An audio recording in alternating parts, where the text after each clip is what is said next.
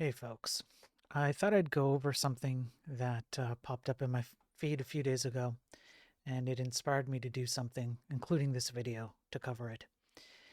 There's an online persona. His name is Aaron Hansen, and if you don't know who he is from a show called The Game Grumps. So I'll switch over my screen here. And so here's the show. Uh, like it, don't like it, doesn't matter. It's irrelevant to the point. But they do let's plays or playthroughs, whatever you want to call it, entertainment of video games. And I follow Aaron on X. And just a few days ago, he posted this. And essentially, it's a very long, well, not very long actually. It's a very short post, honestly. But today's TikTok brain, it might seem long to people. But essentially, what he complains about is the state of tech and how it used to be the case that tech was intended to help you and to assist you in your life, to make your life easier, etc. And instead, now all it does is get in your way. This is something I've been talking about as a programmer in tech. I've been talking about this for 2 years now on my streams here, and I've been laying out exactly how this played out. The history of it, going all the way back from the 30s to current times, the programming behind it, how programming has essentially degraded to slop, even before AI. Now with AI, it's just worse, etc., etc. I've covered all of it. I fully agree with him here. Now he describes in a lot of detail, so now I'm going to read it. He says 10 years ago, if I needed to find an individual who provided a specific or niche service, I could just Google it and find someone's dopey little personal website, and I'd give them a call. On a related video that I'm going to be posting soon, there is the Web Museum.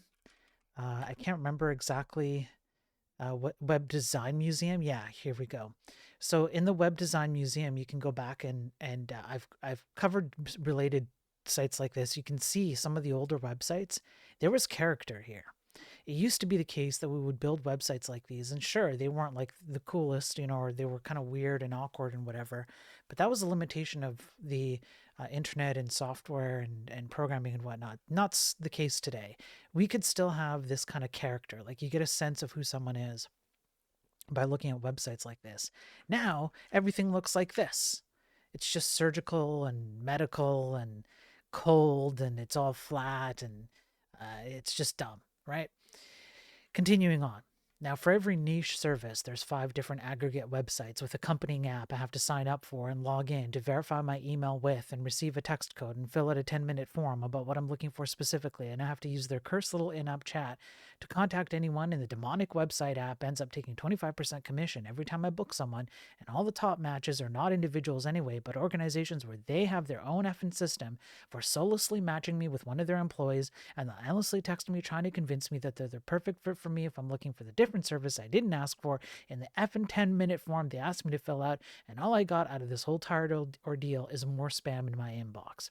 Even if I find names of people I want to contact on these sinful websites and then I Google them to reach out personally, I end up finding nothing but their 17 other listings on competing aggregate apps and or their LinkedIn, which I have to effing personally deliver a vial of my DNA to some other data company in order to verify my identity, and I'm just so over this. I used to keep track of all my logins and services I gave my personal data to, and I simply cannot anymore. It's a deluge, a blight. I feel so stripped bare of my humanity, and anytime I forget where I put my wallet when I'm leaving the house, I think about how many hard drives in the world contain the supposedly private information I have so innocently and absent-mindedly misplaced. Now, there's 2 things here that he brings up that are quite appropriate. So one, let me just go to my studio here. I've covered cybersecurity issues in length, so including the fact that all of your personal data has been completely exposed, and how it's been completely exposed, and why the tech industry has failed abhorrently at keeping your data safe. I've covered this in full, exactly why this has gone wrong and why your data is out there. So he's 100% correct. I mean, even the training data sets, a lot of these training data sets for the AI LLM systems go back to 2008. They've scraped the entirety of the internet and they need more. So now they're synthesizing data. And a lot of that data has been proven scientifically. I've gone over the scientific articles. They've been proven to contain millions upon millions of faces, actual pictures of your face as part of that training data, among many other things. If you've been on the internet since 2008, there's a good chance that an LLM knows about you quite deeply and thoroughly. And that's just the tip of the iceberg. He is also right about the fact that there's all kinds of abstractions and other weird, sales things that are salesy kinds of things that are happening in the tech industry. Let me see if I can go, I don't know, complexity. Yeah. So I have a few cathedrals of complexity, for example, right? And I've gone over this as well. He's absolutely right. The tech industry is mired with people who no longer know how to create a good product anymore.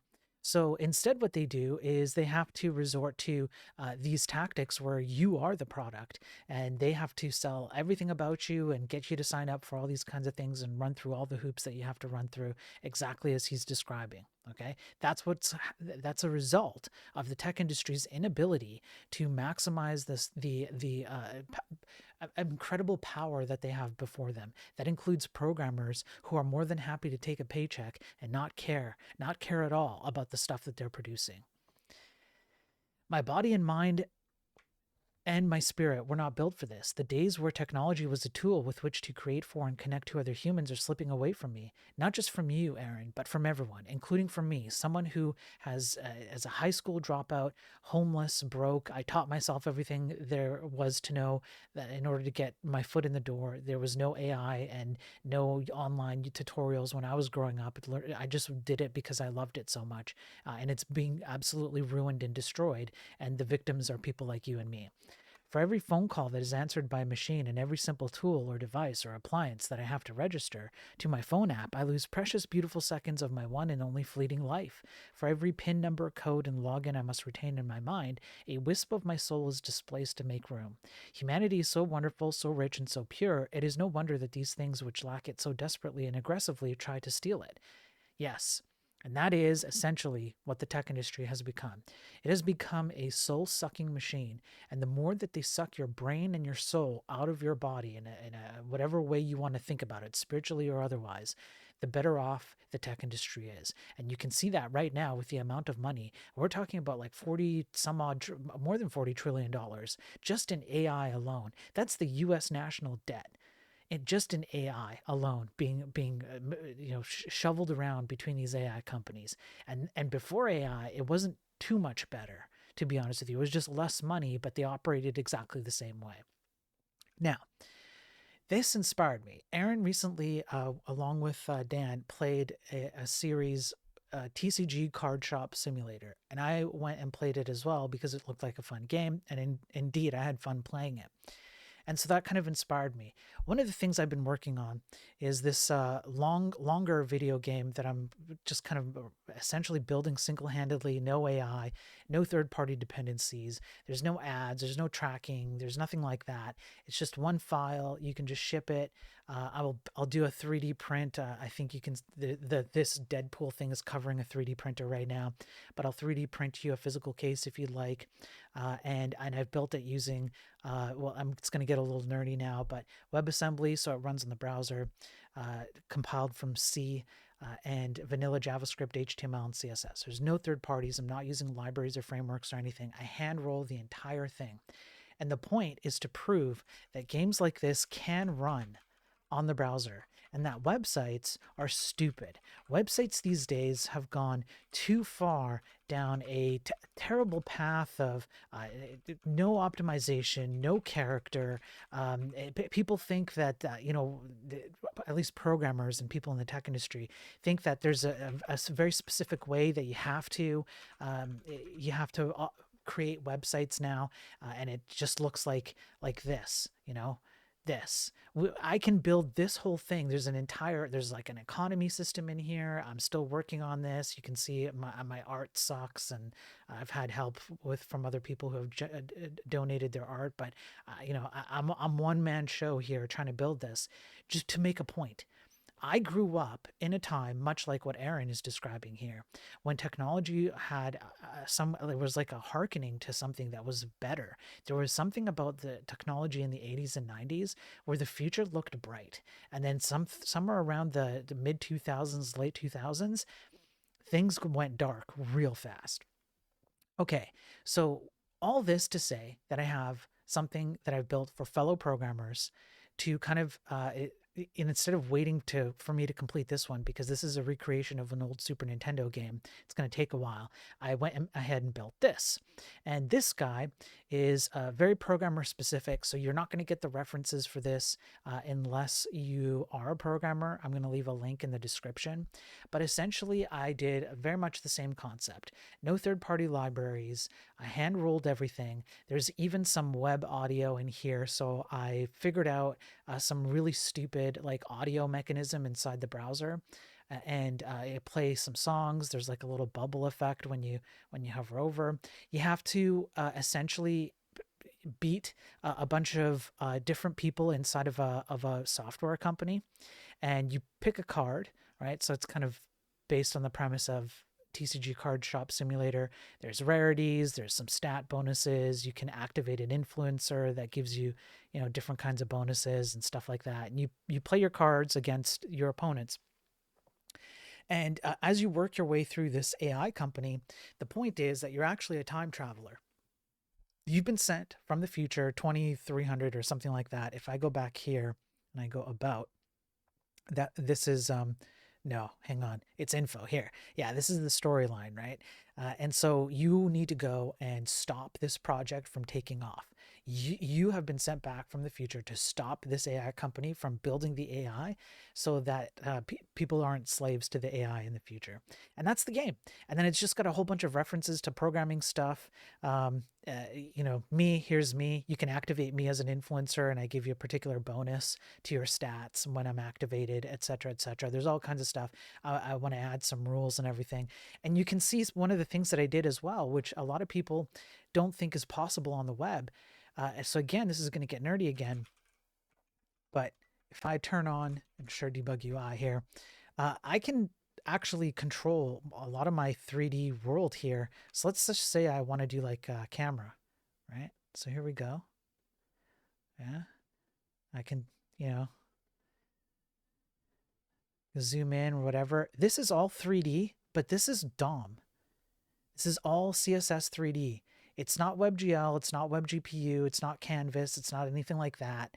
It's all DOM based. So that's exactly what I have here, and I've got the table. I can even control like cubes individually. So I could do, take his face and move it around, stuff like that, zero it out, whatever, right? So this is all live. Again, I said with a link. And it was just, I spent a few days on this, putting this together. It was a lot of work and a few sleepless nights, honestly. But I just wanted to demonstrate that the web, at the very least, if not just software programming in general, could be much, much better than it is. And I think, regardless of whatever you think of Aaron, doesn't matter.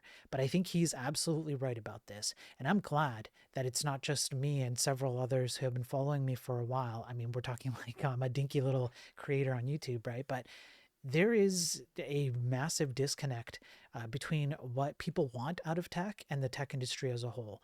And newsflash, these AI LLM systems, they ain't it. We can have our cake and eat it too. We can have variations of these AI systems that are absolutely useful. We get to have fun with them. We get to enjoy them.